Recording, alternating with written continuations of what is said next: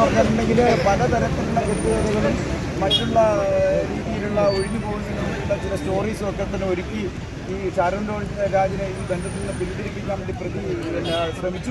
പട്ടാളക്കാരനായിട്ട് അതെ, വിവാഹ നിശ്ചയം നടക്കുമ്പോൾ തന്നെ ഈ ഷാരോൺ രാജുമായിട്ടും നിരന്തരം രാത്രിയിൽ 1 മണിക്കൂറോളം സംസാരിച്ചിട്ടുണ്ട്. തുടർന്ന് പട്ടാളക്കാരനായ പ്രതിശ്രുത വരനുമായിട്ടും സംസാരിച്ചിട്ടുണ്ട്. അല്ലെങ്കിൽ പിന്നെ അങ്ങനെ ഒരു പെൺകുട്ടി ചെയ്യുക പ്രത്യേകിച്ച് വിവാഹം നിശ്ചയിച്ച ഒരു പെൺകുട്ടി.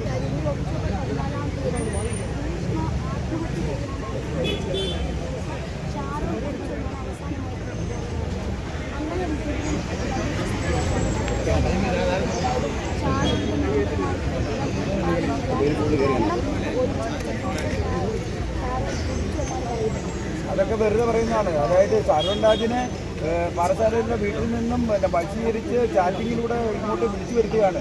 ഈ സമയത്തെന്നാൽ പിന്നെ ആത്മഹത്യ ചെയ്യാൻ ശ്രമിച്ച ഗ്രീഷ്മയ്ക്കതങ്ങ് കുടിച്ചപ്പോൾ. സാർ, ഈ അന്വേഷണത്തിൻ്റെ ഘട്ടത്തിൽ ഷാരോണിൻ്റെ സഹോദരൻ വളരെ ഗംഭീരമായി പോലീസിനെ സഹായിച്ചിട്ടുണ്ട്.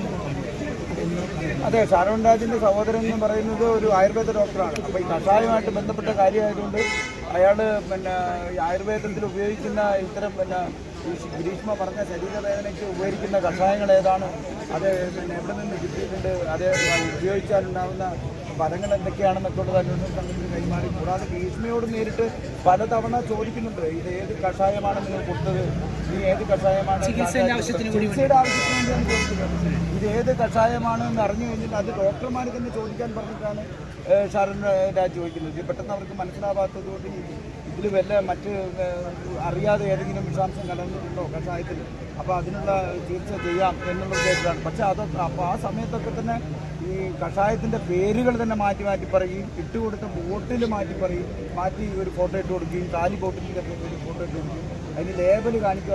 അത് ലേബൽ കണ്ടാൽ കൃത്യമായിട്ട് ഏത് കഷായമാണെന്ന് എനിക്കറിയാം എന്ന് ആയുർവേദ ഡോക്ടറായ സഹോദരൻ പറയുമ്പം അത് ലേബൽ ഇളകിപ്പോയി, ലേബൽ കാണുന്നില്ല എന്ന് കള്ളം പറയുകയും ചെയ്തു. അന്വേഷണത്തിന് നിരന്തരമായിട്ട് അല്ലെങ്കിൽ ഈ പിന്നെ ഷാരോൺ രാജ് മരിക്കണം ചികിത്സ കിട്ടാതെ എന്നുള്ള കടുത്ത തീരുമാനത്തിൽ ഉറച്ച് തന്നിരുന്ന പ്രതി ഇതൊന്നും തന്നെ പിന്നെ തുറന്നു പറയാൻ തയ്യാറായി.